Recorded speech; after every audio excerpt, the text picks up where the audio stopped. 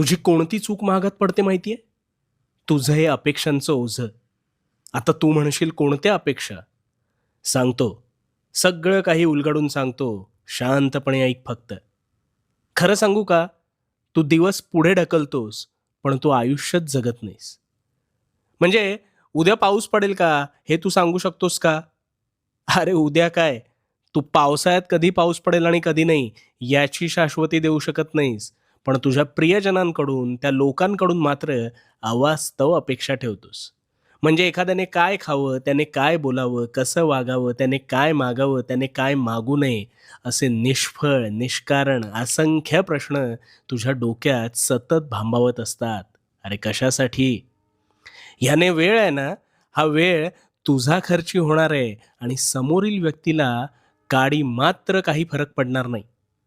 सापशिडीचा खेळ खेळताना ज्यावेळी तू फासे